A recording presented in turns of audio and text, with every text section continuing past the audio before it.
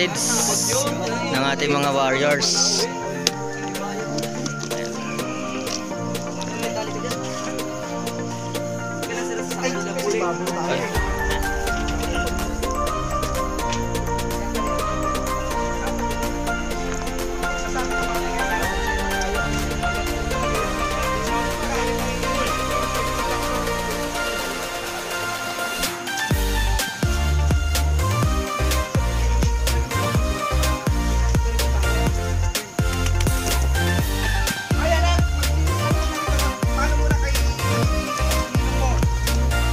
Welcome back to my channel, Smugs Pigeon TV.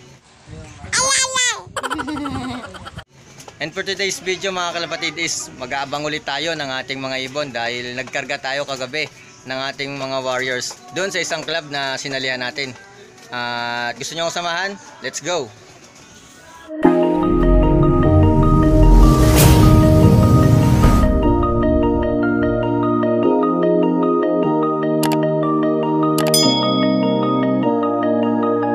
And yun nga mga kalapatids, medyo masama ang panahon natin ngayon dahil medyo makulimlim. Ayan, madilim ang kalangitan.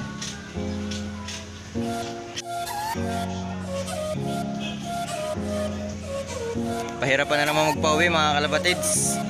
Update ko rin kayo dito sa breeders natin. Ayan, yung itlog ni na Sargo, ito, dalawa na yung kanilang itlog dito. Bali ng isang araw sila ng itlog, ngayon ko lang sila na i-vlog dahil busy nga po mga kalapatids. Dito sa taas yan, wala pa rin silang itlog mga kalapatids kasi hindi ko pa sila nilalagyan ng paitlogan. Lalagyan ko pa lang sila mamaya mga kalapatids.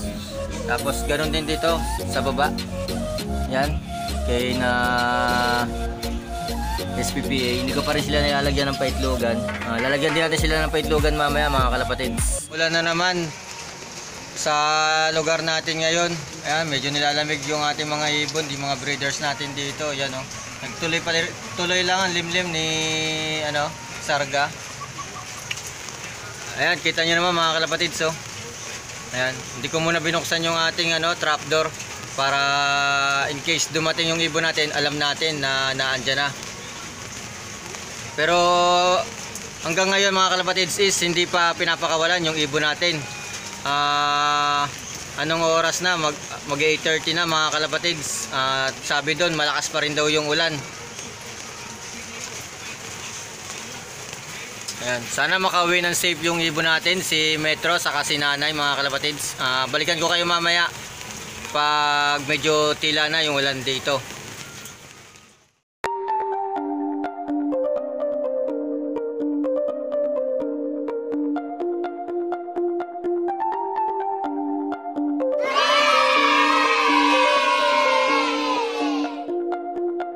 Shout out po kay Bonoknok Club. Shout out din po kay J. Harley Gloria. At shout out din po kay Racing Pigeon Channel ng Pinamalayan, Oriental Mindoro, Barangay Bakungan. Pakisupport po ng kanyang channel mga kalapatids. At shout out din po kay J. Ann's Vlog. Yan, pakisupport din po ng kanyang channel mga kalapatids.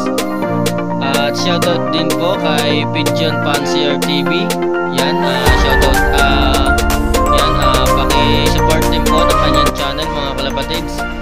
And shoutout din po kay Ronald Real. Siya po yung nag-first dun sa fundraise namin sa PRPcom. Shoutout sa'yo.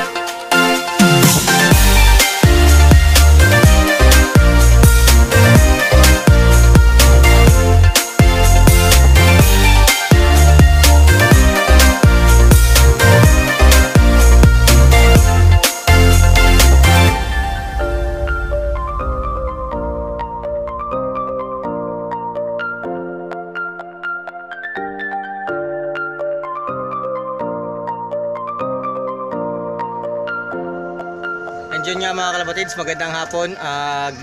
Medyo ginabi na tayo sa update ko sa inyo sa pag-uwi ni na Metro at ni Nanay. Safe naman sila mga kalapatids, nakauwi naman sila. Hindi ko naman nakita yung kanilang pagdating dahil may pinuntahan nga tayo at may ginawa tayo kanina. Maglalagay sana ako ng buhangin mga kalapatids dito kay Bulacan Finisher, tapos dito kay SPPA. Ito yung mga kalapatids yung buhangin, pero medyo basa pa pala. Patutuyuin muna natin bukas na lang natin ito ilalagay, i-update ko na lang kayo. At ipapakita ko rin sa inyo si Metro. Ito mga kalapatids. Ito mga kalapatids si Metro, ayan. 5:30 na ang oras natin mga kalapatids, medyo madilim-dilim na dito. Ayan. Ayan, okay naman siya. Nung dumating siya kanina mga kalapatid is basa yung kanyang kanyang balahibo. Basang-basa yung kanyang buntot, tapos ito nasaan si Nanay? Ito si Nanay, yan. Okay naman siya, safe din.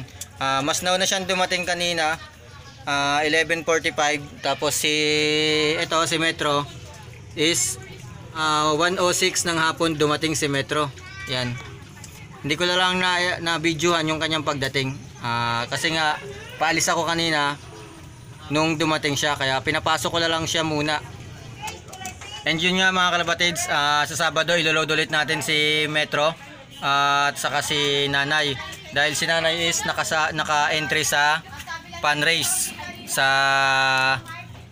mother club ko sa PRPcom. At si Metro naman is dun sa isang club ko na nilalaroan ngayon, dun sa Brace. Dun siya naka-entry sa Triple Crown.